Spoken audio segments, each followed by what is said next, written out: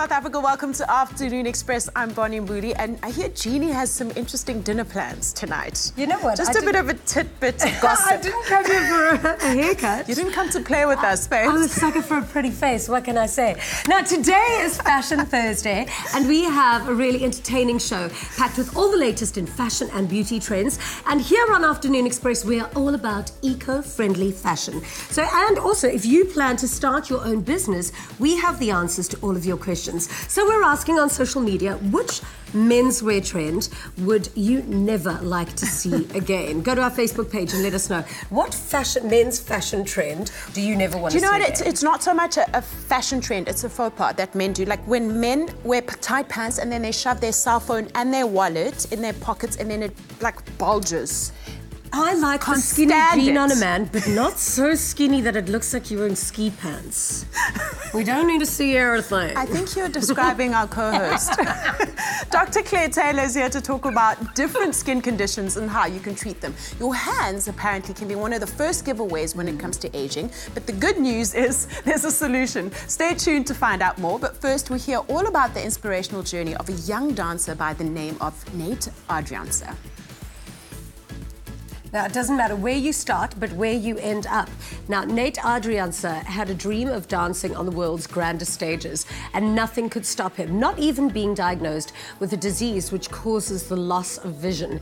He persevered, and it clearly paid off. Have a look at this.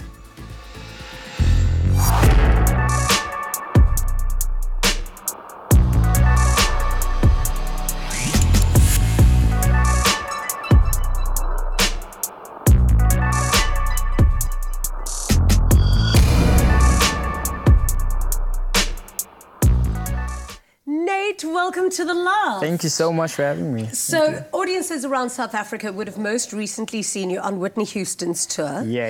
And you were also in the Michael Jackson show as well. Yes. I mean, you can move. Oh, were you there? I mean, yeah, of course, how amazing. But what an amazing production to be part of. How? Yes, because that tours the world, no? Yeah.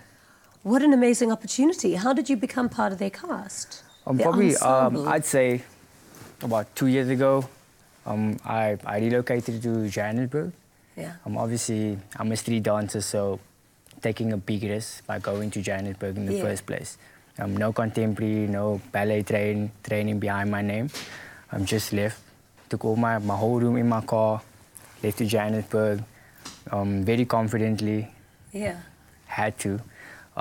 Struggled for 2 years and just pushed and pushed, got knocked down, auditioned with every choreographer under the sun. Yeah. Got a few really good gigs, but nothing substantial. Yeah. Still hustling on a daily basis just to make rent or food money or petrol. Yeah. And then one day... Because dancing is quite a difficult career. Okay, but one day I want to hear this. Yes. So I was fortunate to meet an amazing female dancer who is extremely talented. We got along really well. And we were just like, okay, cool, let's do a dance video together. I choreographed the video, and it was 7 minutes long. Yeah. And it went around Johannesburg, and then it ended up with Showtime. And then that's how they found me. And I remember it was 2 or 3 days before opening night for the Elvis Presley show. Yeah. And they were like, we need a dancer, can you come in today? Learn the show in 2 days and perform at opening night. Wow. And then I was like, yeah, cool, I'll do it. Talk about a big break.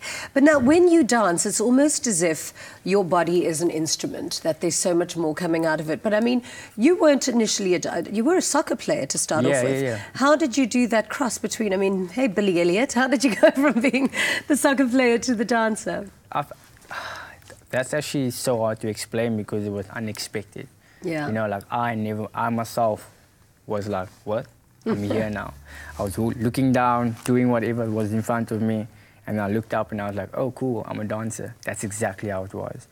I remember making the national squad at the age of 13. Okay. And then I had to stay an extra 3 weeks in Rustenburg to train with the squad and then go home and then later on the year fly to Brazil for the tournament. And I was like, nah, I'm homesick, I want to go home. Called my dad. Dad wasn't too happy about it. My mom was like, okay, cool, come home, you know, whatever. I remember my mom stayed in Delft at that time. If you know, Delft is quite rough. So me being on holiday, playing football on the field every day, and I saw these guys doing some moves on the side of the field, and I was like, oh, that's cool. You know, so when you go hang with them, introduce myself, and I just chilled with them for the rest of the holidays. Yeah. And that I was slowly got influenced by their movement, and trying to do handstands with a fat belly doesn't work. You know, so I was falling the whole time, nothing was working, and so it went for years. Wow. Yeah. And then when were you diagnosed with Best disease? 4 And what months exactly ago. is it? 4 months ago. What exactly is it? It's basically a multi-substance that grows behind the retina, Okay. but you're born with it. Yeah. So I never knew I had it my whole life Yeah. until 4 months ago. And then what happened? What was the feeling that you thought, I have to go to a doctor and have this diagnosed? I was knocking into everything. Really? Did you just lose vision? I wasn't losing vision, but nothing was focused. Oh, really? So it's like walking blindly and all you see is color. Wow. So there was no, my eyes couldn't, if someone were to walk fast on the right side of me, I wouldn't see it. Okay. So people would call me from there and be like, Nate, Nate. And how is it now? Has it gotten worse or gotten better? I went for laser treatment 2 months ago. Wow. And so what the doctor told me is that I will never be free of the disease, but he can focus my eyes. So that's the only thing he did. So some nights I remember last weekend actually, after the show when my body's really tired, my eyes struggle to focus. Yeah. And then that's when I realized, okay, cool, he was right. Yeah. There will be times when I will lose focus, and then it's like I still knock into things every Wow. now and again, but it's way better than what it was. Well, that's so beautiful because you obviously move with feeling then more with Yeah, vision. So yeah. thank you so much for coming to see us. Thank you so And for much. telling us and teaching us more about this disease. Very interesting conversation. Thank you. Now, Nate rose above his circumstances and became a really passionate dancer on some of the greatest stages despite being diagnosed with Best disease. What challenges have you overcome to make your dreams come true? Head over to our Facebook page and tell us more about it. After the break, Dr. Claire Taylor tells us more about different skin conditions and how to treat them. We'll see you in a moment. The search for a better way to soothe itchy skin conditions began over a decade ago, and we discovered the answer beneath the ocean. Our natural active ingredient, CEMK, is derived from brown sea kelp, known for its powerful anti-itch and anti-inflammatory properties. The result, 100% cortisone-free itch relief that's suitable for the whole family. Dermikelp for itchy, irritated skin and scalp conditions, including eczema.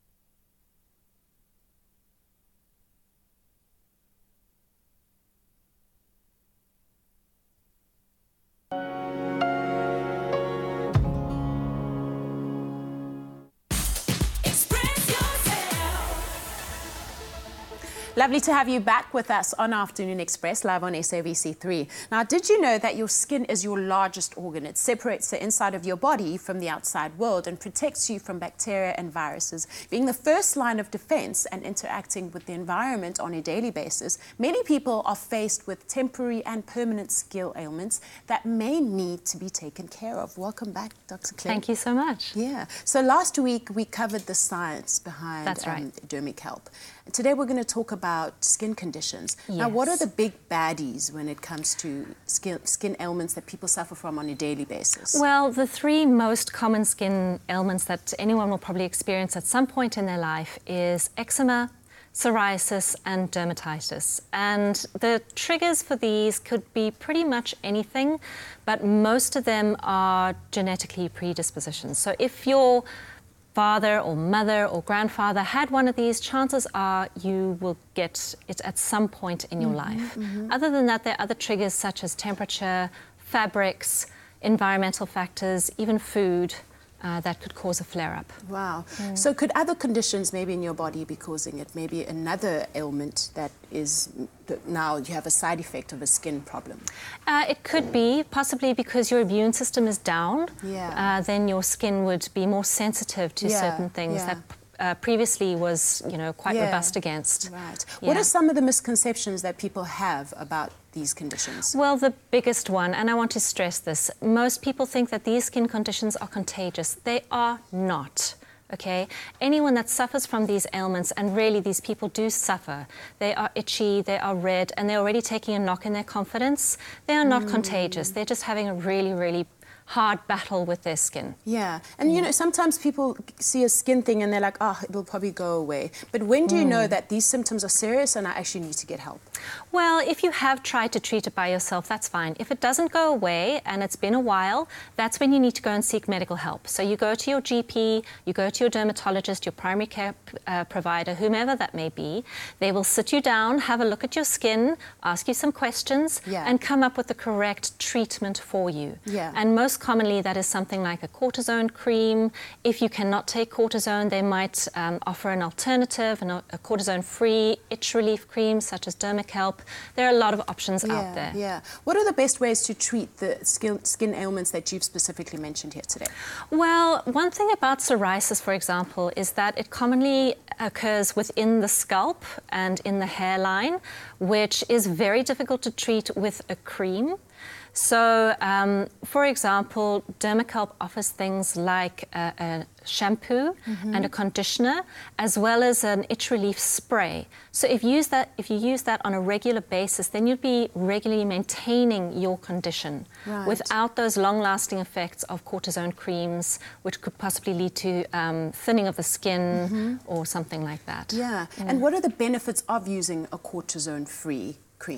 Well, it's definitely avoiding all of those side effects that could possibly happen with these long-term prescriptions. So if you use it all the time, then your skin might thin and you might go through stages where you actually cannot use the cream because it is quite a strong thing to use on your skin. Yeah. Is it, are the side effects typically different with children, perhaps, sometimes? Well, we want to be careful when we diagnose children, obviously because their skin is more sensitive. So we are very cautious when we prescribe a cream, in which case it would be good to go with a cortisone-free itch relief cream for a child because, they can't communicate to us. Absolutely. Whether or not it's hurting them or something like that. So we want to be cautious. Wow. Thank you so much for giving us all this useful information once again. Very welcome.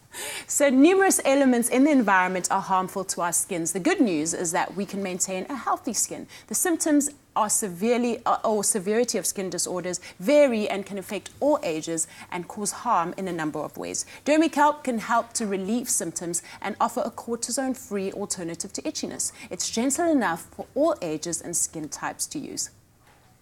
Thank you, Bonnie. Your interview actually reminded me of one of my favorite quotes. Inner beauty is the best, but gorgeous skin is gorgeous skin. Now, some proclaim that fashion is an industry without heart or a greater purpose, but our next guests prove that the two can coexist. Tanith and Kezia are the dynamic duo behind Jotakina, which is a local fashion brand making headway in sustainable and eco-friendly design. The sisters are doing this by empowering those around them and fostering a community spirit that'll stand the test of time. Take a look at this.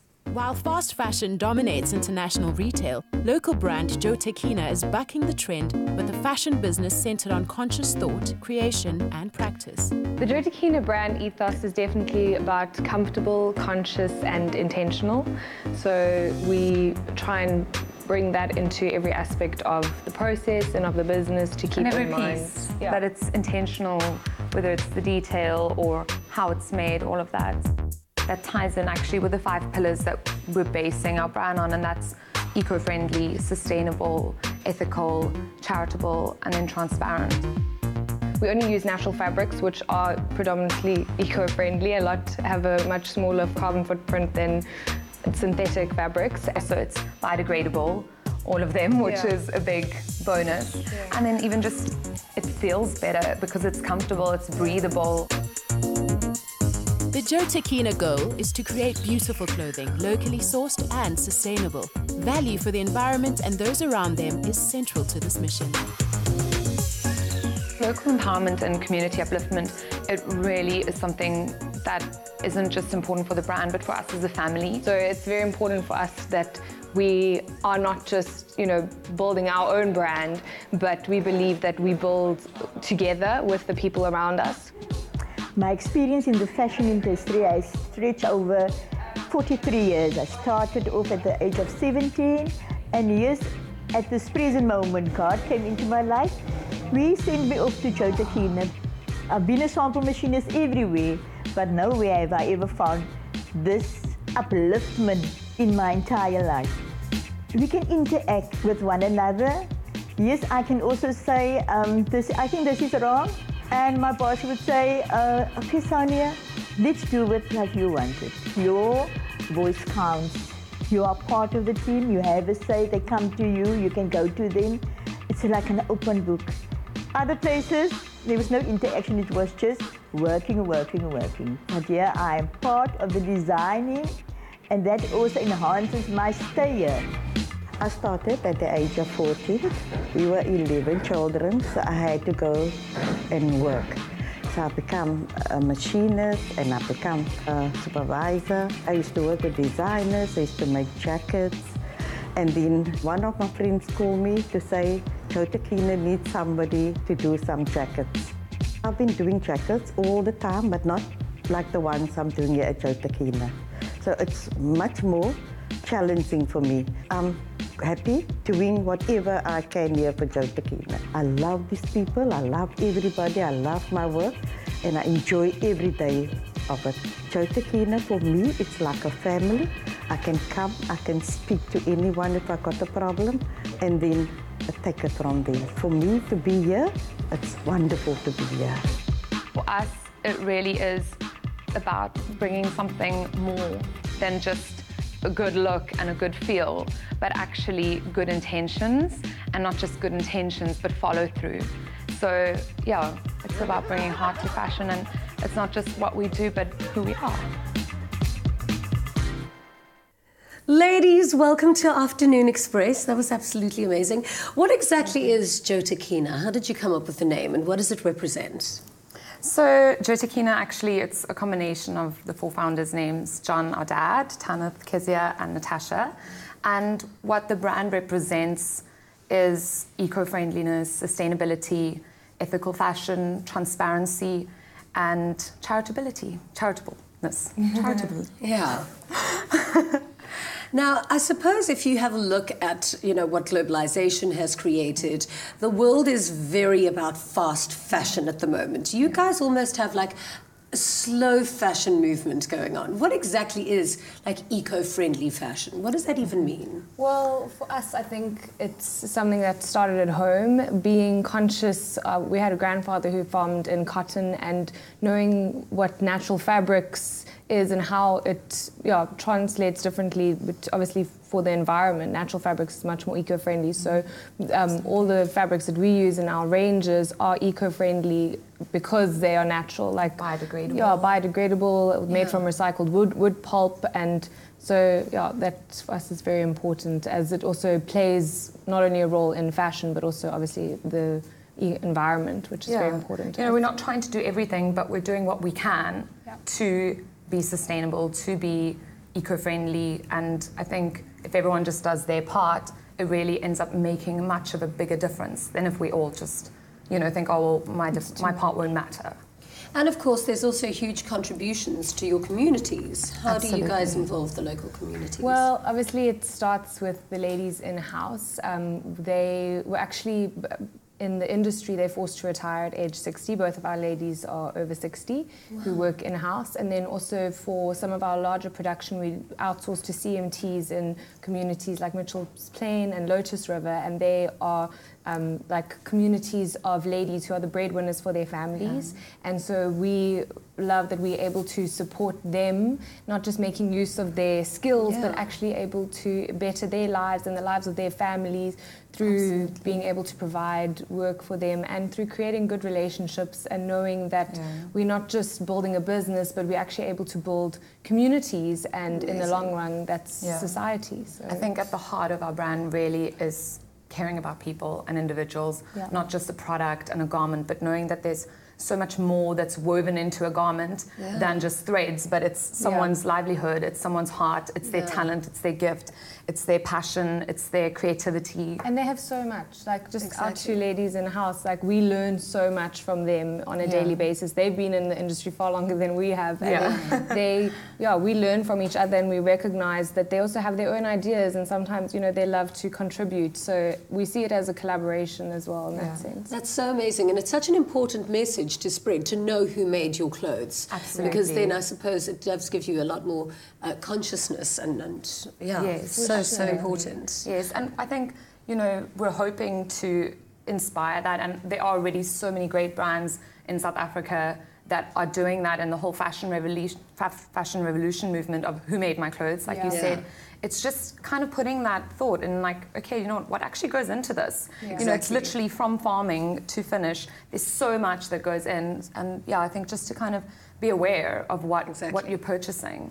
So you guys are socially responsible and super fashionable. I mean, I just love what you do. Thank you so much for your contribution as well. Absolutely amazing. And if you want more information on eco-friendly fashion, all you need to do is visit our Facebook page, Afternoon Express, or visit our website as well. Over to you, Bunny. Thank you, Jeannie. Now, knowing how to start and grow your business in these trying times is a question many of us face. Well, today's the day that doubt is dismissed. We have fashion designer and entrepreneur Margot Molyneux here to talk to us through how a successful business venture is possible and absolutely doable. Welcome to the Loft. Thank you. Lovely to have you with us. I've seen your clothes and they're absolutely gorgeous, and you've got the cutest little shop. Thank you. So obviously starting a business from scratch is tough. It's not easy. Take us through the early developments of your business. So I did a diploma in fashion design. I finished at DAF College in 2008.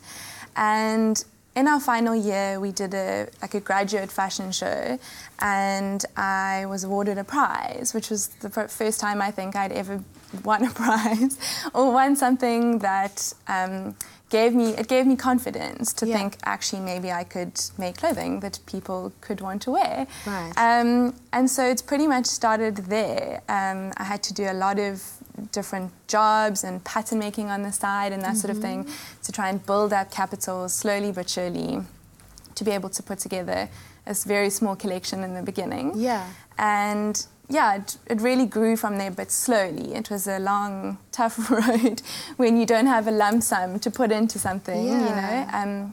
So in April, we celebrated our 6th birthday of working full-time. 6th birthday, wow. Wow. And now sustaining a fashion brand in sometimes very trying economic environments. And also, I mean, retail is not always booming. How do you make sure you stand out and that you stay ahead and you stay afloat? It's tough. I think we've sort of found a market that we feel we can fit into. So this is actually, since it's up, we did for our autumn-winter lookbook, online lookbook this year, we decided to photograph customers of ours, so people that are all different ages and sizes. And I think that's something that's really helped us because we have taken a step back and looked at what their needs are, and with our own aesthetic tried to meet those needs. And so we try to keep our price points at a fairly what we hope to be affordable price, and so that people can feel that they can buy into the brand. Yeah. Now, if you had to give early entrepreneurs 5 tips on how to start a fashion label, what would they be? Your top tips? My top tips would be, first of all, not as a tip, but it's very tough, not to put people off, but I think being an entrepreneur, if you can do something else, do something else. No. But in any field, it's tough. There's no guidebook that explains what you need to do. But my 5 points that I wanted to say was, first of all, to surround yourself with people that are encouraging and that believe in what it is that they're doing as well. So like the ladies were just saying, about having a group together and it becomes something you can work on.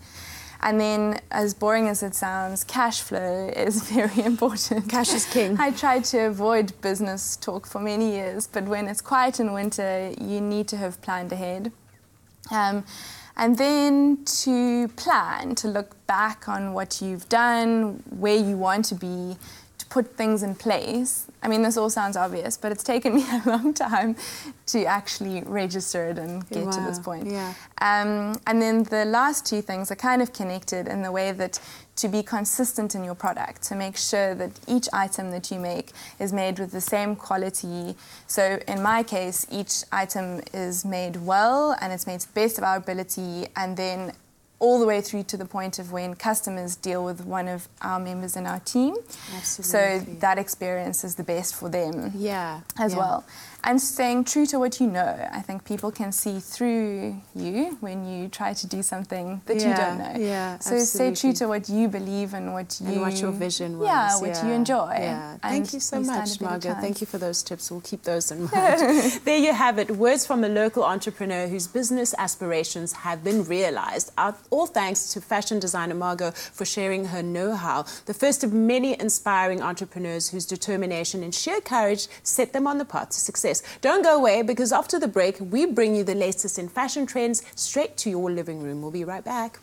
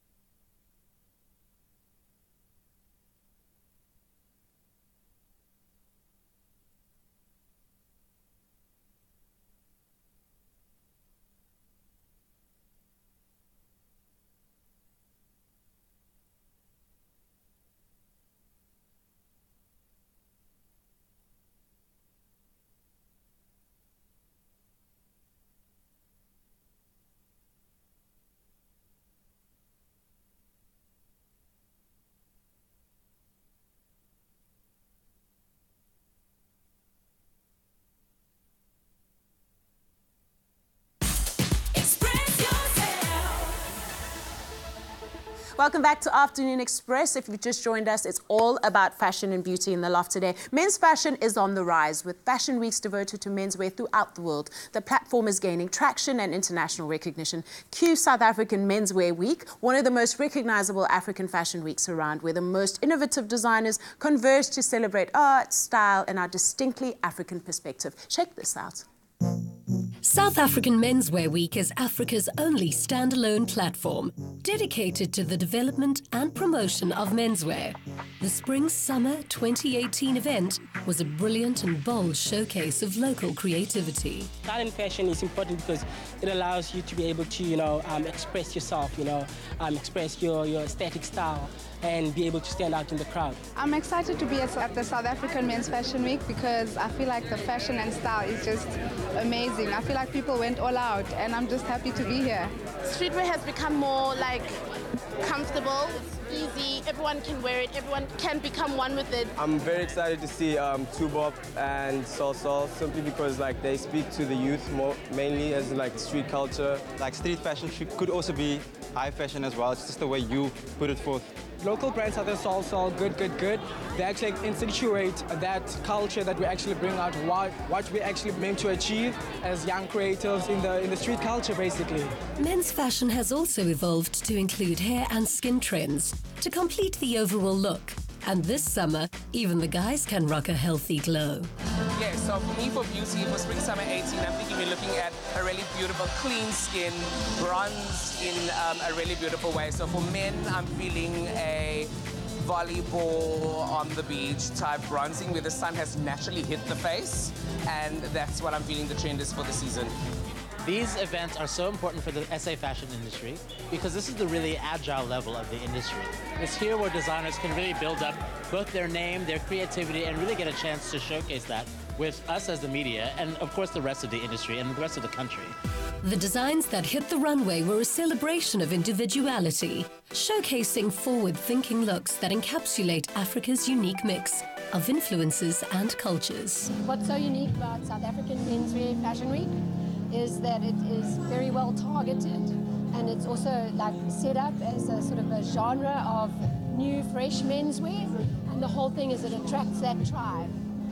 Well, I definitely think a crop trouser is on trend, so I mean we like to follow what's going on in the marketplace trend-wise, so we can capture that. You need that for the hotness of South Africa, and to me is it's not formal, but it's also not totally casual. Suits our market in sort of higher end fashion. I love pink for Spring Summer 18. If everybody could play with a little bit of pink, it would be great. And I think just being trans-seasonal, not thinking too much about what it is, just wearing beautiful clothes. So in this collection we use a lot of pearls on the detail of the pockets, on the front of the jacket, and then obviously Kurt's diamond on the back, and we just to update the look, so it's not just a standard dungaree or standard short, something that's a little bit more detailed, that's a little bit more... adding a bit of luxury, a little bit of luxury detail to the garment. Yeah. I'm very glad you asked about the masks. For me, they are key to what this collection represents. They're inspired by a cartoonist named Sol Steinberg. It's really about the dynamics of identity and how people have it stripped and how you can be reduced to a number or a face or something that isn't truly who you are. I heard there's all sorts of amazing international journalists that are actually attending this fashion week to see what we're putting out there. Because I think that as South Africans, we're in a very unique place demographically, and there's definitely a lot of influence that goes into the fashion. And look, Africa is rising. So all over the world, they are really focused on African design, and menswear now, because of its structure and the craft that we're putting into menswear as well, it's definitely a stellar turnout. I think for Spring Summer 18, a cropped pant for men is huge. Wearing with a sock or without a sock, so a bit of ankle. Pink for men, don't be afraid of it. Go bold and be unapologetic about wearing colour.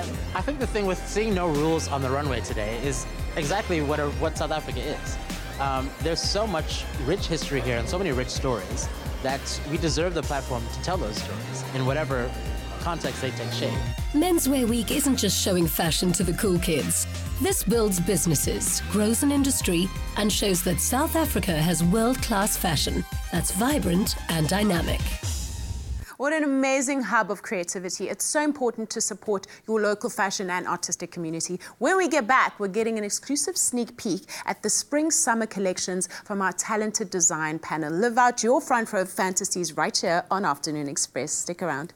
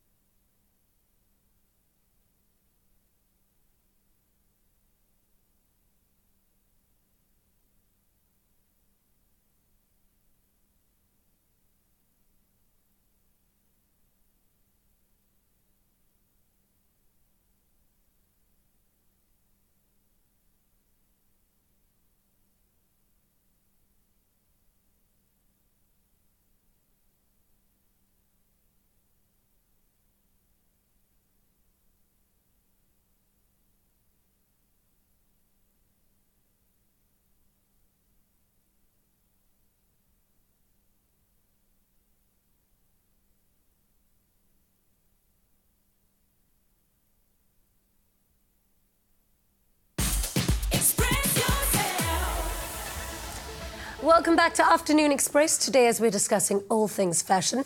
Now, we're joined by some of the most inspiring designers that our country has to offer, all who showed at South African Menswear Week this past weekend. Welcome to you all. Yeah, lovely to have you with us. How exciting to have you all here. Super exciting. Absolutely. Masuki, so we've had you in the loft before and we've watched your brand evolve with time. And what does it feel like to showcase on platforms like Menswear Week? And how important is it for a designer? It's very important for my brand. I always look back at the fact that I studied something different. I'm all self-taught. So for me to be on a platform that's like, let's say Menswear Week is the first of its kind in Africa. So for me to be showcasing my collection and to be seen by the rest of the world, it's always a dream. Absolutely. And I cannot believe you're self-taught. It's incredible. Yeah.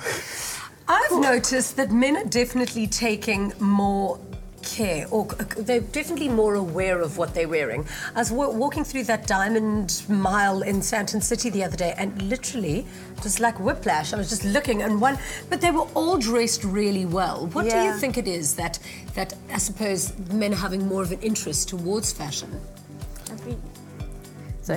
I feel like men have become more confident in what they're wearing, and like streetwear has become more prevalent, and people like men they can see it and they're comfortable wearing it, so it's easy for them to like grab onto it and like wear it now rather than opposed to like wild avant-garde looks. So this is more accessible for them. Yeah, and I also find menswear is moving more towards couture almost, and away from ready to wear.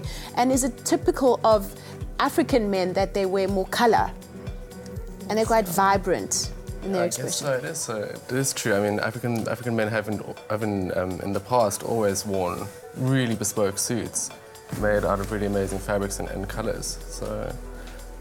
Yeah. I do love when a man can pull off a colour. Especially yellow. But there is so much more vibrancy. Yeah. What inspired the yellow in this range? I've always fallen in love with the color yellow. If you look back at my collection, there's always a touch of yellow.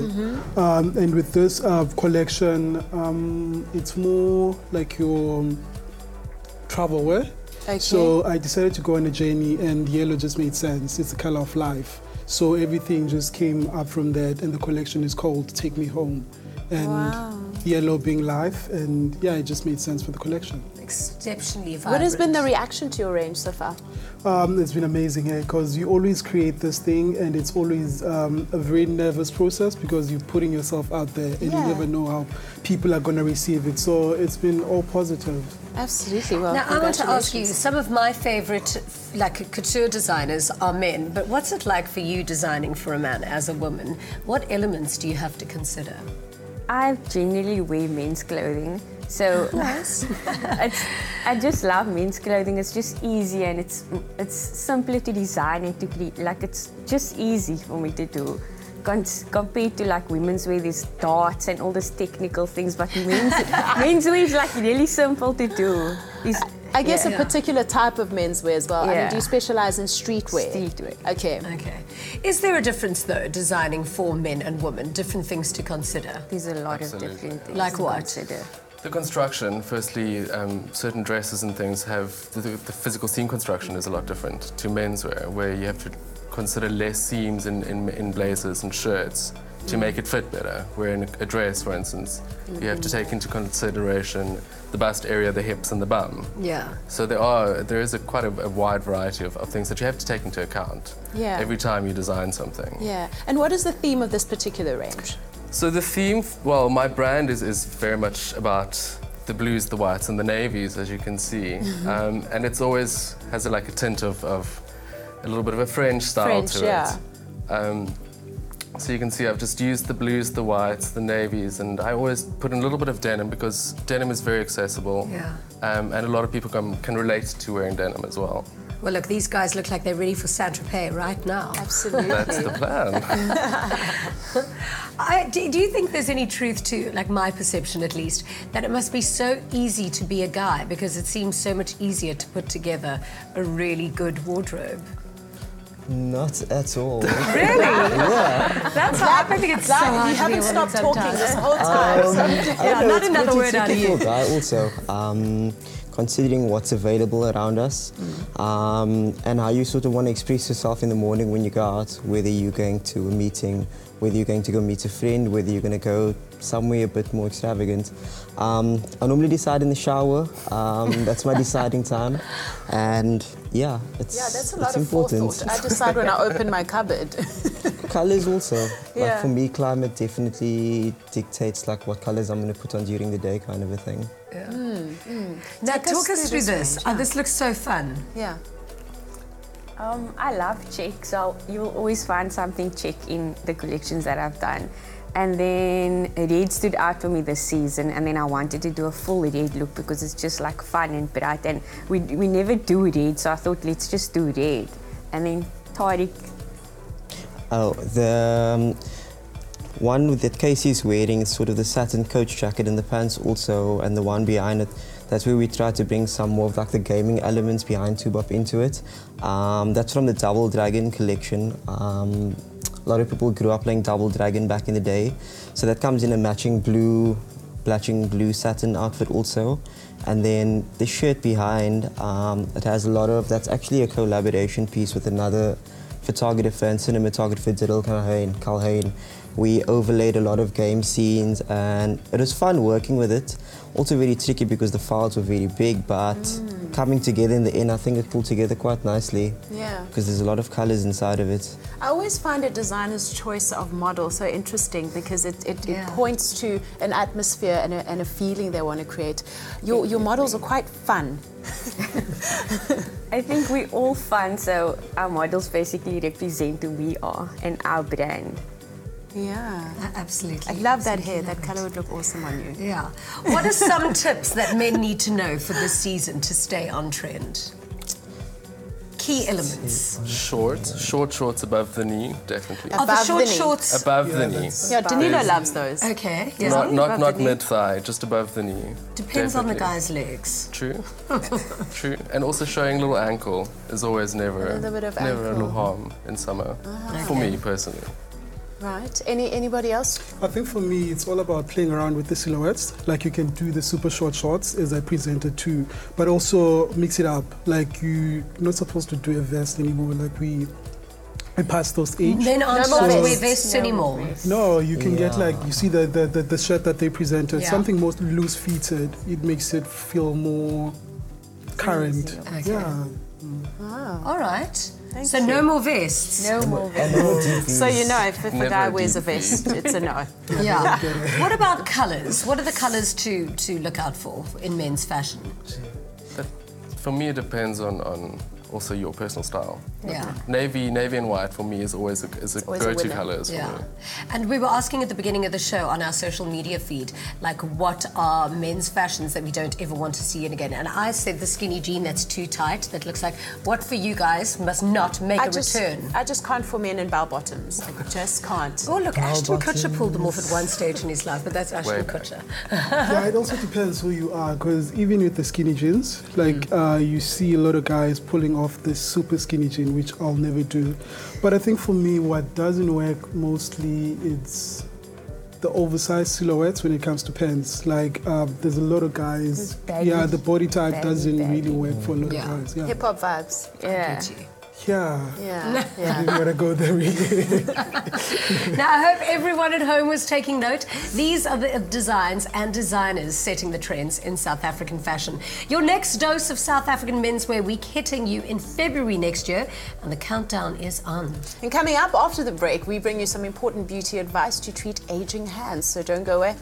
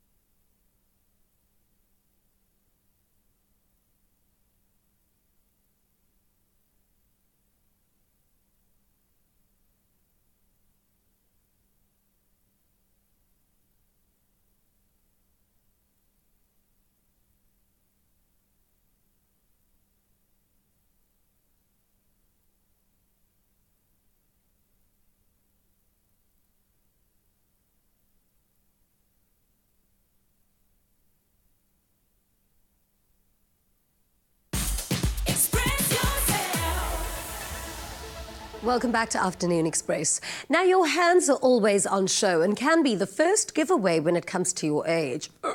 Over time, aging hands tend to become thinner, revealing more prominent veins and sometimes underlying bones and joints. Aesthetic expert Dr. Anushka Reddy takes us through various hand rejuvenation treatments that can help restore the hands to a more youthful appearance. Following trends in facial cosmetic procedures, celebrities are now increasingly requesting hand rejuvenation treatments. Always one leading the way in terms of the newest developments in aesthetics, Dr. Anushka Reddy is well versed in how best to maintain hand health and longevity. So much so that she recently attended the Face Congress in London, where she shared her cosmetic aesthetics knowledge with other delegates from around the world. Having 15 years of aesthetic experience, with particular emphasis on hand renewal, and having performed over 10,000 procedures, you are quite literally in safe hands. My name's Sandy Fur. Being a health and skincare therapist, we wash our hands constantly for hygiene purposes. So the drying effects of the water and the products that we use to wash our hands has had a very trying effect on my hands. Hand aging, one of the biggest extrinsic factors is the sun, and especially in South Africa with our harsh climate and with driving, the sun tends to age hands and causes quite a bit of wrinkling. And also, aging hands can be attributed to the natural aging process. As we age, we tend to lose subcutaneous tissue in the hands, and that creates that veiny, gaunt-looking hand. When we were younger, we spent many, many hours in the sun, on the beach, at the swimming pool, and that obviously traumatized my skin in a big, big way. So I have aged skin before my time. These hands have been through a lot. They have. They have. I can see that. In a big way. Yes. One of the most inexpensive and easy ways to treat sun-damaged skin on the hands is to actually have a chemical peel. A course of these peels would lighten and brighten the hands and actually make a nice difference to the quality of skin. A second way to improve aging hands is to have fillers injected into them. Today, let's look at filling this area. I'm going to be using an FDA-approved filler specifically designed for hand rejuvenation. It stimulates collagen, which is quite wonderful. I'm hoping for my hands to look a lot younger and a lot fresher so that they're a little bit more in context with the skin on my face. Fillers tend to plump up the areas that look gaunt and actually gives you a lovely, smoother looking appearance. So you'll see a lovely result in 6 weeks, which is when we will bring you back. And if you do need a touch-up, we will do it at that point. Okay. Dr. Reddy has made me feel so comfortable. So coming into the practice today and having my treatment done by Dr. Reddy has been a privilege because she's done an amazing job. The results were fabulous. I think we nailed it. Very little product was used, and Sandy, being in the beauty industry, has taken good care of her face, and I must say a little bit of her hands as well, although she may not realize it. So what I've done today was quite simple, easy to do, and I think with a very, very good outcome. I'm blown away at the results so quickly. It's immediate. I can see how much younger my hands look. I'm ecstatic. Whoa, what do you think? Would you do that? Well, if you look at what Sarah Jessica Parker's hands looked like in the beginning, like, ooh, and also Nicole Kidman's got really bad hands. Like, I think it's got to do with like blood flow or something like that, but she's... But you know what? Some people's hands are like that, not necessarily because of age, but they just genetically are like that. Like you even sometimes see really young people. And exposure to sun. If you see when you like drive that. like that, it's getting a lot of sun, and you wouldn't think to put an SPF. Sunscreen, baby. Yeah. So with the latest techniques and devices available to us, hands volume restoration can be achieved, enhancing the texture of your hands, plumping up the skin and giving them a more youthful appearance. So make sure to book your appointment and let your hands do the talking. Yeah, next week we have a look at eye rejuvenation treatments and how they can eliminate puffiness and fill in unwanted lines and add volume. Make sure to follow Dr. Anushka Reddy, which is at Dr._Anushka_Reddy for the latest updates in the aesthetic treatments. Look how young, 21 hands. Well, that's it from us today. Good evening. That's it. Oh, the show's over. I was having so happy much eating fun. the meal you prepared by yourself today. Thank you so much for joining us. It was a wonderful afternoon and we really enjoyed sharing it with you on Afternoon Express. The stage is yours. We'll see so you until tomorrow, Yeah. what's happening on the show tomorrow? I can't even remember. But I know that it's going to be so super fun.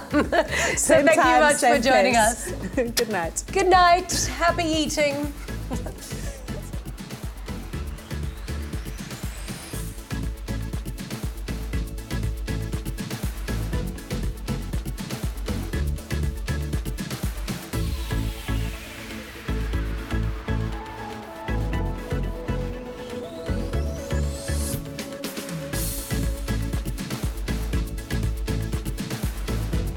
Afternoon Express, Made with love by Clover. Another feel-good production.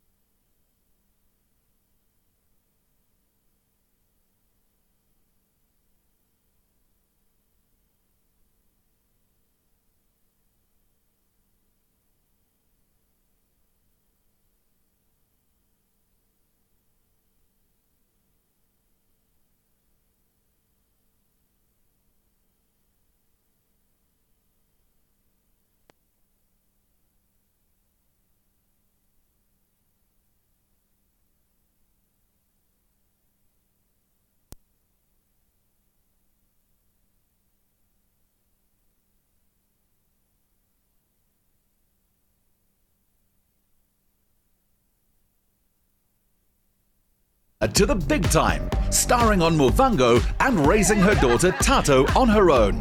Look CGDT create a thing of wonder in this dress as PR dynamo Jenna MacArthur weds IT hotshot David van Rensburg.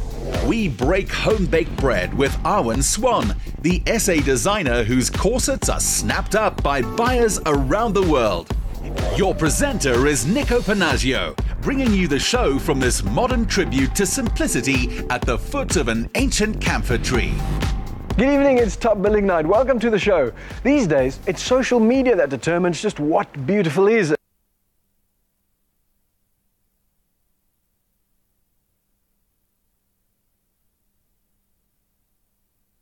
Around the world. Your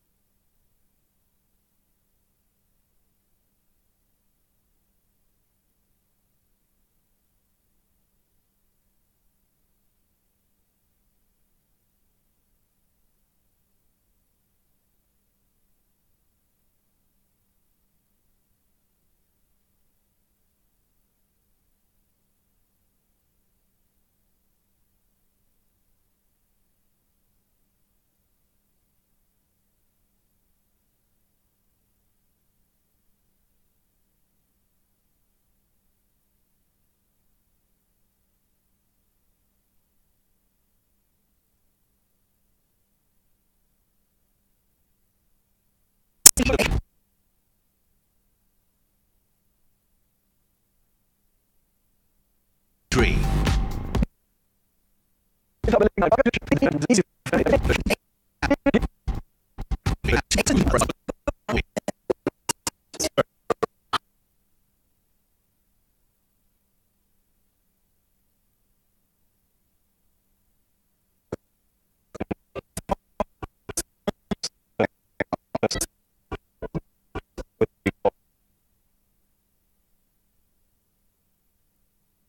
Oh, bro.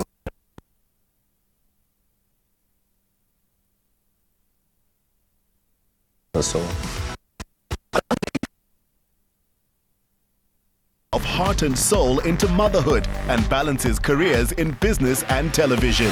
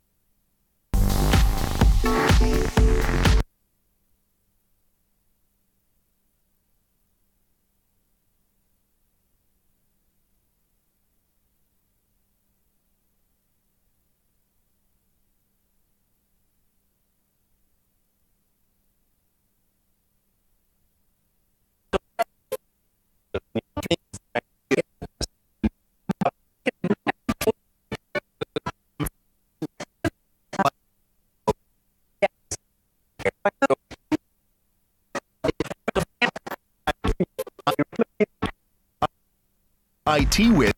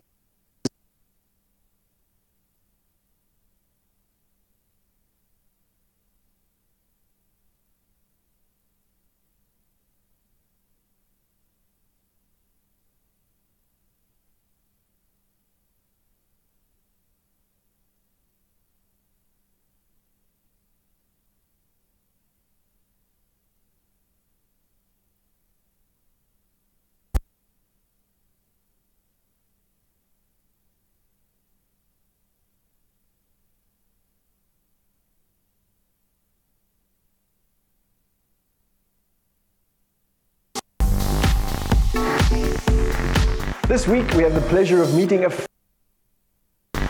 for all its stunning design, what we love most about tonight's location is its absolute lack of ego. Architect Anton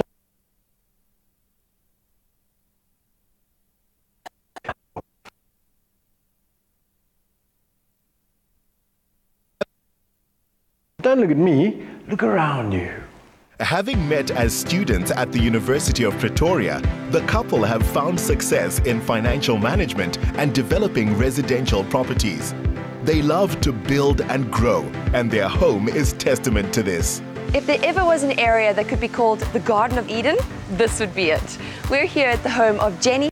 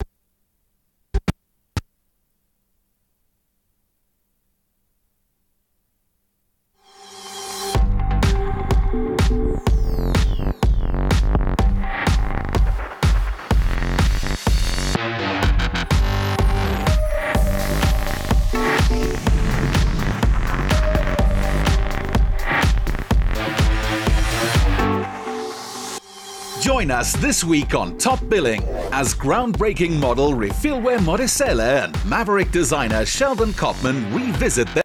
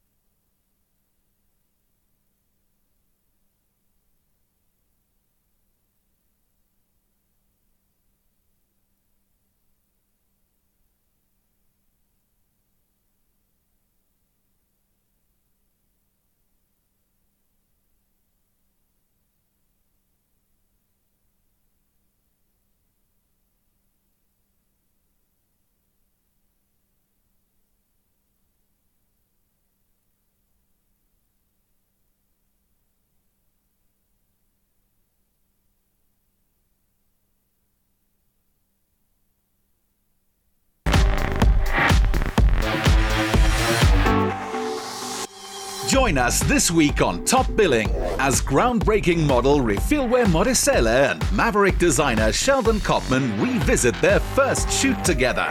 Artist Atang Chikare's grandmother Mita remembers how he was creating almost before he was walking. Courage got actress Pindile Gwala to the big time, starring on Movango and raising her daughter Tato on her own. Look CGDT create a thing of wonder in this dress as PR dynamo Jenna MacArthur weds IT hotshot David Van Rensburg.